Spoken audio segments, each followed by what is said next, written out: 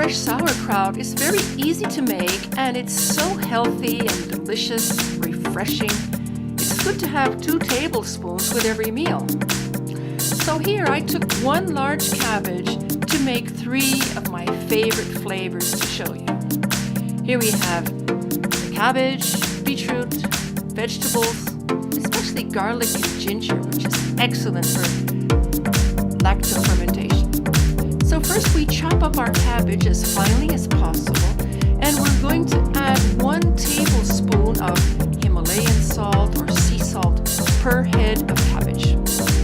We're going to work the salt into the cabbage, kneading it so that the cabbage becomes soft. Here I divided the cabbage into 3 and placed it into 3 jars. So the first flavor is going to be inspired from the Orient with radishes, green onion, beetroot, carrot, ginger, garlic, and 1 red pepper with the seeds removed.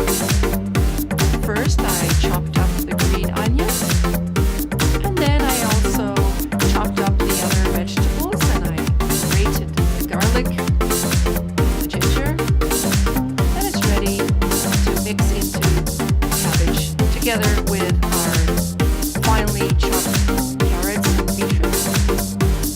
Then I added 2 tablespoons of natural whey made from kefir.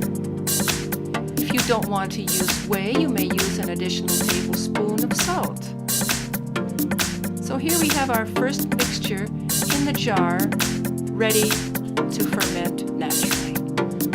The second flavor I chose is made just with our cumin seeds and whey. Remember, the cabbage is already salted, so we just press everything down, mix it well, press it down into the jar, making sure there's liquid covering the cabbage. And the last flavor I made with the whey and also a teaspoon of curry powder and a teaspoon of horseradish powder. This will be nice and spicy. So we cover our jars and we let them sit at room temperature between 4 and 7 days, remembering to stir the mixture a little bit every day, always making sure there's liquid. If you need more liquid to cover the sauerkraut, just mix up some salt water, a teaspoon of salt per liter.